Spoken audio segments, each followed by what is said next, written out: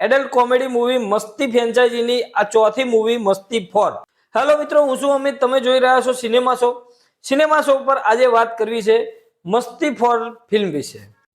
મસ્તી 4 એ adult comedy movie છે, એ certificate મળેલું છે। ફેમિલી સાથે જોવી હોય તો જોઈ શકાય, પણ અલગ અલગ શોમાં।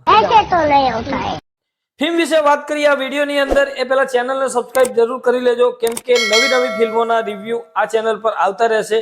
તો ભાઈ આ મૂવી એક બધી જ ઓડિયન્સ માટે બિલકુલ નથી, ઓનલી ફોર એડલ્ટ વ્યક્તિઓ માટે છે। મતલબ કે આવા બધા કોન્ટેન્ટ જોવા ગમતા હોય એ લોકો માટે છે। વાત કરીએ ફિલ્મ વિશે તો અમર પ્રેમ અને મિતની આ કહાની છે, એ મસ્તીથી આપણે જોતા આવ્યા છીએ। 4 ફિલ્મો આવી છે। પહેલી ફિલ્મ એકદમ જબરજસ્ત હતી, એ કનેક્ટ કરે એવી હતી। બીજી ફિલ્મ થોડી ઘણી ઠીકઠાક હતી। ત્રીજી ફિલ્મની વાત કરું તો ત્રીજી ફિલ્મને કંઈ કહેવા જેવું જ નથી મારા માટે, કોઈ શબ્દો જ નથી મતલબ। અને આ ચોથી ફિલ્મની વાત કરું તો ચોથી ફિલ્મ વિશે વાત કરવાનું પણ મન નથી, કેમ કે શું બનાવી નાખ્યું છે। આ રીતની ફિલ્મો બનાવીને તમે શું સાબિત કરવા માંગો છો કે જબરજસ્ત ફિલ્મ આપી રહ્યા છે? આ ફિલ્મની અંદર પણ અમર પ્રેમ અને મિત વાઇફને સાઈડમાં રાખીને જલસાઓ કરવા માંગે છે। આ વખતની કહાનીમાં ટ્વિસ્ટ કંઈક એવો છે કે અમર પ્રેમ અને મિત આ વાઇફથી કઈને જલસા કરવા માંગે છે। મતલબ કે લવ વિઝાની એક ડિમાન્ડ કરે છે કે અમારે વર્ષે એક વખત એક વીક માટે લવ વિઝા જોઈએ છીએ। મતલબ કે આ વીકમાં કોઈ રોકટોક ના હોય અને અમારે જે કરવું હોય એ કરી શકીએ, આ રીતની એક ડિમાન્ડ કરે છે। વાઇફ એમની ડિમાન્ડ એક્સેપ્ટ પણ કરે છે, અને પછી શું ફસડ થાય છે એ બધું આપણે આ ફિલ્મની અંદર જોવાનું છે। ફિલ્મની સ્ટોરીની વાત કરું તો કાગળ ઉપર કંઈક અંશે ફિલ્મ સારી હશે, પણ એને પડદા ઉપર બિલકુલ વ્યવસ્થિત રીતે નથી ઉતારી। આ એક સીધી લાઈનમાં સીધો રિવ્યુ છે। આ ફિલ્મની અંદર ઘણા બધા કેમિયો પણ છે, અરશદ વારસી પણ છે, તુષાર કપૂર પણ છે, જેનેલિયા ડિસોઝા પણ આ ફિલ્મની અંદર ક્યાંક થોડાક અંશે જોવા મળે છે। કહાની ફિલ્મની સારી છે, પણ ફિલ્મનો સ્ક્રીન પ્લે ઠીકઠાક છે, એકદમ કંટાળો પણ આવે છે। એનું કારણ મેઇન તો ફિલ્મની અંદર જે સ્ક્રિપ્ટ લખી છે એમાં જે ડાયલોગ લખેલા છે એ બહુ જ ખરાબ રીતે લખેલા છે। કેમ કે જે ડાયલોગ લેવામાં આવે છે આપણે યાર વોટ્સઅપ ઉપર અને ઇન્સ્ટાગ્રામ ઉપર ઘણી બધી વખત સાંભળતા હોઈએ છીએ। શું કહેવું આનાથી વધારે? તમે ઇન્સ્ટાગ્રામ ને વોટ્સઅપનો યુઝ કરીને એક સરસ મજાની ફિલ્મ તૈયાર કરો છો અને પછી એવી આશા રાખો છો કે અમારી ફિલ્મ લોકો જોવા આવે, તો એ પોસિબલ ક્યારેય ના થાય ભાઈ। કેમ કે ફિલ્મની અંદર જે વસ્તુ તમે બતાવો છો ક્યાંય ડિઝર્વિંગ નથી લાગતી। ફિલ્મની અંદર મોટા ભાગના કેરેક્ટર મને સાવ નકલી લાગે છે, એ મતલબ કે એક્ટિંગ કરવા ખાતર કરી રહ્યા છે।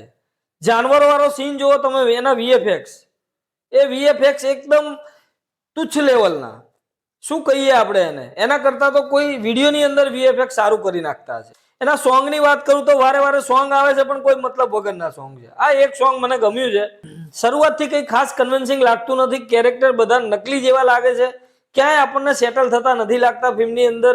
અને ફિલ્મ ઇન્ટરવલ આવે ત્યારે આપણને એવું કંઈક લાગે છે કે ફિલ્મ કંઈક આગળ જશે, ઇન્ટરવલ પછી ફિલ્મ આગળ વધે છે, પણ ક્યાંય પણ સેટલ થતી નથી લાગતી।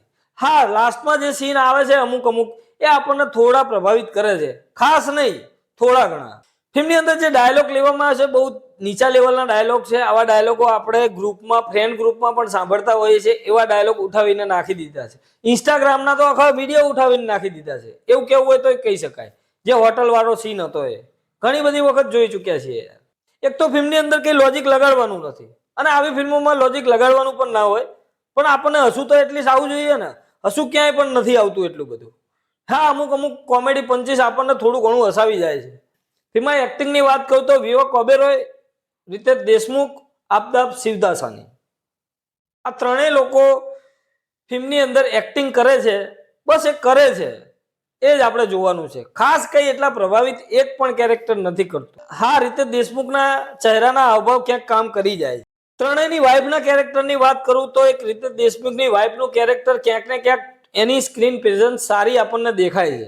બીજા પણ ઘણા કેરેક્ટરો છે, પણ એટલું બધું કંઈ ખાસ મને કામ લાગ્યું નથી। ફિલ્મ કેમ બની છે એ જ હું નથી સમજી શકતો। કોમેડી પંચ ફિલ્મની અંદર નથી લેવામાં આવે। હા, બીજા પાર્ટમાં આપણે જોયું હતું કે એમાં કંઈક સ્ટોરી આપણને સાઈડમાં ચાલતી હતી અને કોમેડી પણ આપણને ક્યાંક ને ક્યાંક ઊભી થતી લાગતી હતી। અહીંયા એ પ્રકારના સીન જ નથી।